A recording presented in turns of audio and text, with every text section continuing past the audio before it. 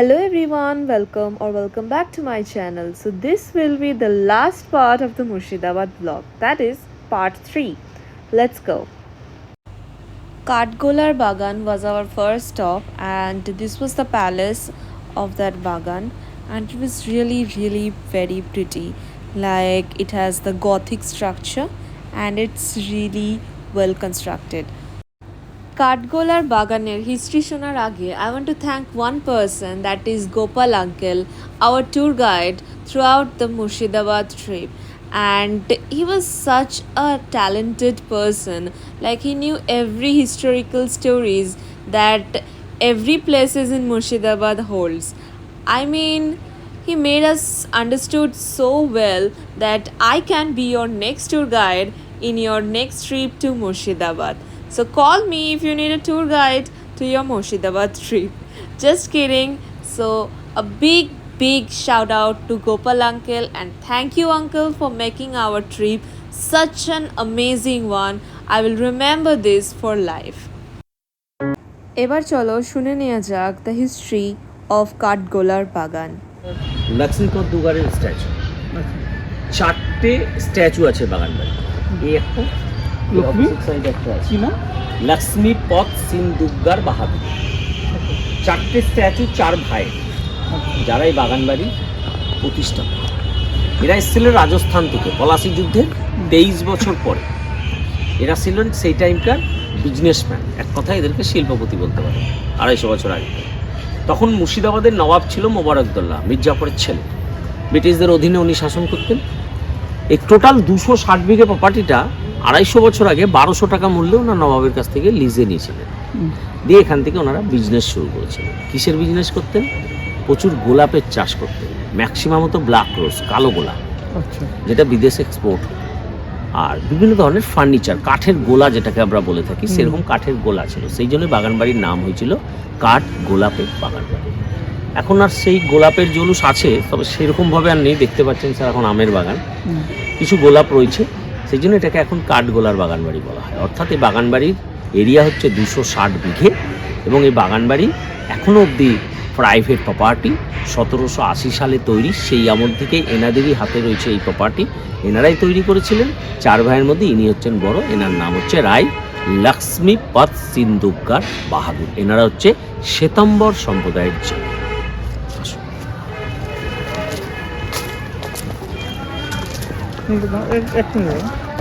এটা সামনে যে সিঁড়ি রয়েছে, পেছনে কুয়ো আছে, এটা রানীদের স্নান করার জায়গা আছে। এটা যেহেতু রাজস্থানী ছিল, টোটাল স্ট্রাকচারটা দেখুন রাজস্থানী স্ট্রাকচার। জাফরিগুলো ফলো করুন। এই বাগান বাড়িতে একটা হাজারদুয়ারির যে স্ট্রাকচার, গথিক প্যালেসটা, সে গথিক আর্কিটেকচার, রোমান। আর বাকি যত আর্কিটেকচার পাবেন সব আপনি মুঘলদের কিছু পাবেন না, এখানে সব পাবেন রাজস্থানী। যেহেতু এটা রাজস্থানী ছিল, এটা রাজস্থানী বাউলি বলা হয়। ওটা আছে তাই এটা। আর পেছনে দেখুন একটা কপি কল আছে। ওই কপি কলের পেছনে যে স্লোপিংটা আছে, স্লোপিংটা করার কারণই ছিল এই গার্ডেনে জল দেওয়ার জন্য। পুরোটাই গার্ডেন ছিল গোলাপে। এখন আমবাগান ব্যবসার জন্য করা হয়েছে, সবই নতুন গাছ। আর চাই সাইডে পুরোটাই বাগান ছিল গোলাপে। ওই স্লোপিংটা আর এটা রাজস্থানী বাউলি আছে। করেছেন জয়পুরের শিল্পী দিবাকর ভাস্কর। আর স্ট্যাচুটা হচ্ছে world famous Italian oil painter Michael অ্যাঞ্জেলোর স্ট্যাচু। সিঙ্গেল একটা স্টোন দিয়ে টোটাল স্ট্যাচুটা তৈরি। রাস্তাগুলো ছিল ভেঙে গেছে। This was the house of Jagat Seth. আর ভেতরে একটা মিউজিয়ামও আছে, যেখানে খুব সুন্দর অ্যান্টিক জিনিসপত্র রাখা আছে। তো তোমাদের যদি মিউজিয়ামের প্রতি ইন্টারেস্টেড থাকো তোমরা, তাহলে you must visit this museum. আর ভেতরে videography and photography was not allowed, তাই বাইরে যেটুকু পেরেছি ভিডিও তুলেছি। So please enjoy.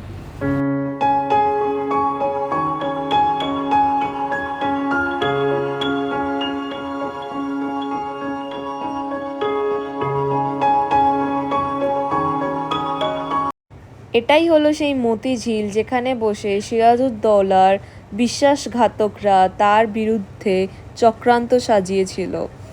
So let's hear about the history of the Moti ঝিল।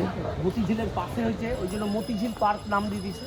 অ্যাকচুয়ালি ওটা ডকুমেন্টারি হচ্ছে প্রকৃতি তীর্থ। আপনি যখন অনলাইনে সার্চ করবেন দেখবেন ওটা প্রকৃতি তীর্থ, বেটা ওটার নামই হচ্ছে প্রকৃতি তীর্থ।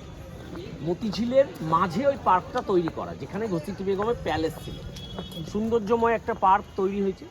এবং এই মতিঝিলের টোটাল প্রপার্টি হচ্ছে 1050 বিঘে, তার মধ্যে ঝিলটা আছে 750 বিঘে, যে হিস্ট্রিটা আমি বলেছিলাম। লেফট সাইডে এই হচ্ছে বিল্ডিংটা, যেটার কথা স্যার বললাম, যেখানে কামান চার্জ করা হয়েছে। এদের সামনে দিয়ে যখন যাব, যেখানে কামান চার্জ করা হয়েছে, ঠিক ওই জায়গাটাতে দেখবেন কামানের গোলা চার্জ করা আছে। কামানের গোলার সে স্পট এখনও রয়েছে।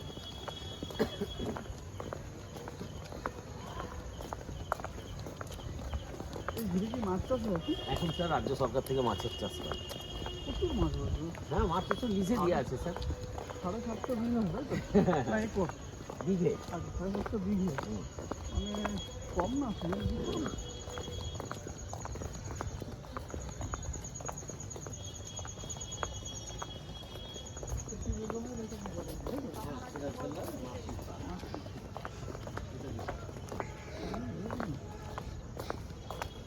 যাবো? হ্যাঁ স্যার, আসুন।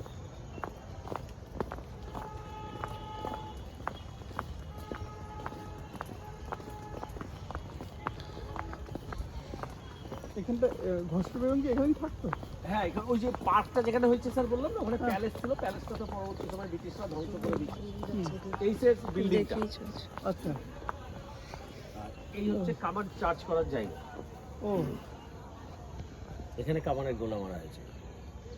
উপর দিয়ে ছাদ, চারি সাইডে ওয়াল।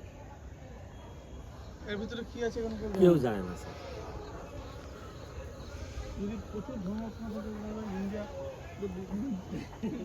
বিশাল, মানে যে গভর্নমেন্ট বুঝতে পারছে না যে কি আছে বা কি নেই। কিন্তু যে ওখানে এই করে আঘাত করতে পারি সমস্যা হচ্ছে।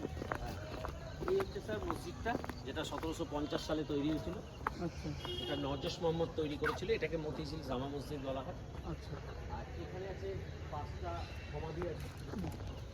ওপরেরটা হচ্ছে নজশ মোহাম্মদ খান, ঘসিটি বেগমের হাজব্যান্ড। এটা হচ্ছে শামসের আলী খান, ওনার পার্সোনাল সিকিউরিটি। মিডিলেরটা হচ্ছে একরামউদ্দৌলা ঘসিটি বেগমের দত্তক পুত্র। পাশেরটা হচ্ছে একরামউদ্দৌলার টিচার, আর বাইরেরটা হচ্ছে একরামউদ্দৌলার নার্স দাইমা। আচ্ছা। ঘসিটি বেগমের এখানে নেই? ঘসিটি বেগমের নদীর ওপারে, যেখানে সিরাজের কবর আছে। আচ্ছা, বললো না এখানে মারা গেছিল, মানে ব্রিটিশরা মারা গেছিল। ওই নৌকা ডুবিতে মারা গেছিল? না, খোঁজবাগ বলতে বাংলাদেশে মারা গেছিল, বুড়িগঙ্গাতে। সমাধি আছে এখানেই খোঁজবাগে, যেখানে সিরাজউদ্দৌলা, হ্যাঁ, যেখানে সিরাজউদ্দৌলার আপনার সমাধি আছে, মানে সিরাজের পরিবারের যেখানে সমাধি, সেখানে ওর সমাধি আছে। সিরাজউদ্দৌলা আছে, আলিবর্দি খাঁ আছে, তারপরে আলিবর্দি খাঁর আরো 2 মেয়ের আছে, ঘসিটি বেগম শিশু। এই হচ্ছে ঝিলটা। দেখুন, এটা হচ্ছে অশ্বকুর হট ইউসেফ। এই কোণা থেকে শুরু হয়েছে, এরকম রাউন্ড হয়ে গেছে। মিডিলে যেখানটা এখন রাজ্য সরকার পার্ক করেছে, ওখানেই ছিল ঘসিটি বেগমের রেসিডেন্সি। এই জায়গাটাই ঘসিটি বেগমের রেসিডেন্সি ছিল। তো ঘসিটি বেগমের যে রেসিডেন্সিটা ছিল, সেই রেসিডেন্সিটা টোটালটাই পরবর্তী সময় রবার্ট ক্লাইভ দখল করে নিয়েছিল। রবার্ট ক্লাইভ দখল করে নেওয়ার পর ওই জায়গাটাতে রবার্ট ক্লাইভ প্যালেস নাম দিয়েছিল। কিন্তু ওখান থেকে 1765 সালে ইস্ট ইন্ডিয়ান কোম্পানি দেওয়ানি লাভ করেন। পরবর্তী সময়টা ব্রিটিশরা ধ্বংস করে দেন। এই জন্য ঘসিটি বেগম প্যালেসটা দেখা যায় না, তবে ওখানে গেলে ভিতগুলো এখনও দেখা যায়, ভিতগুলো দেখা যায়। মুর্শিদাবাদে আমাদের লাস্ট ডেস্টিনেশন ছিল মতিঝিল। তারপরে আমরা চলে আসি আমাদের হোটেলে, and the hotel was so so so beautiful. It was so well decorated, everything was so Christmassy, that was giving party vibes, obviously because it was New Year's time. And yeah, New Year's matlab আমি এই ভিডিওটা অনেক আগে shoot করেছি new ইয়ারের টাইমে, and it's like the last week of January it's going on, so I am very sorry for the late uploads, but I couldn't help because I was busy with my college life, then coming back from house to my hostel, then we have our internal taste going on, so you know what type of life a college girl leads. So I think everyone understood my point, so let's go and see what our room looks like, because the reception area and the overall hotel is really really really pretty. In fact, the corridor to our room was so pretty. Like everywhere, there were paintings and there were automated lights, and every small details excites me.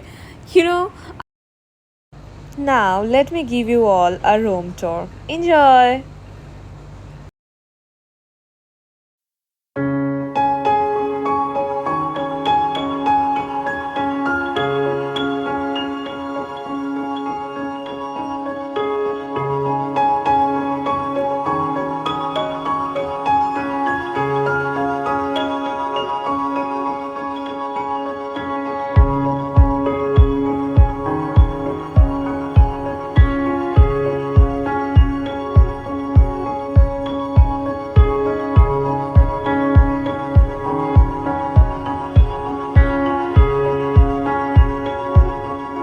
The food here was really, really very tasty. We enjoyed our meal, and the sad part is our trip is almost over.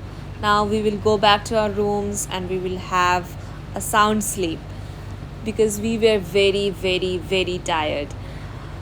তো তোমাদের যদি আমার এই সিরিজটা মুর্শিদাবাদের ভালো লেগে থাকে, do not forget to like, share and subscribe.